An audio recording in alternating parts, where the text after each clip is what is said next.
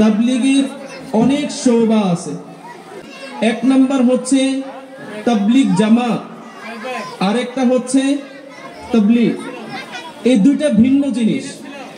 তাবলীগ জামাত কি আর তাবলীগ কি?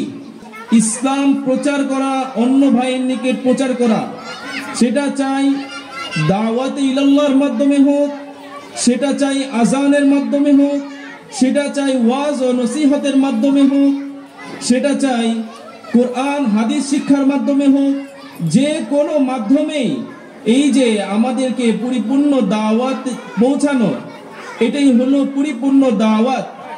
আর দিনের অনেক শোভা আছে, অনেক শাখা আছে। সমস্ত শাখা প্রশাখার মধ্যে একটা হলো তাবলীগ জামাত।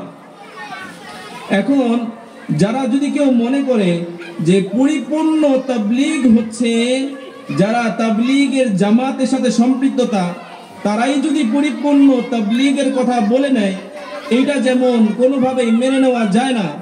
কারণ মূলত তাবলীগ যারা করতেছে সেটা হলো মাদ্রাসা, ইলমের মার্কাজ।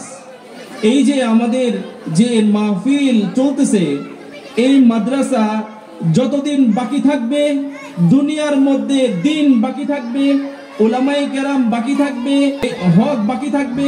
যতদূর আমি আপনার উলামায়ে কেরামের কাছে এই বিষয়টা আরো গুজার হবে যে যতদিন এই জমিনের মধ্যে আল্লাহ তাআলার তাওহীদ থাকবে, কতদিন থাকবে?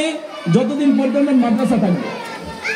মাদ্রাসাই হলো একমাত্র পৃথিবীর মধ্যে যেটা দাওয়াত ও ইলাল্লাহ, আল্লাহর জমিনে তাবলীগ জামাত যদি হক পদে থাকতে হয় এবং দিনের যত সমস্ত শোভা, যত শাখা প্রশাখা, ইসলাম যদি এই জমিনের মধ্যে টিকা থাকতে হয়, এক নাম্বার প্রয়োজন সেটা হলো মাদ্রাসা। যতক্ষণ পর্যন্ত মাদ্রাসা ঠিক থাকবে, দিনের সমস্ত শোভা বাকি থাকবে, দিন দুনিয়ার মধ্যে টিকে রাখবেন। আর যখন এই মাদ্রাসা বাকি থাকবে না, এই মাদ্রাসা উৎখাত হয়ে যাবে, শেষ হয়ে যাবে, তখন এই জমিনের মধ্যে আল্লাহ নাম নেওয়া, সঠিক পথে আল্লাহ তাআলার সাথে পরিচয় করনেওয়ালা পাওয়া যাবে না।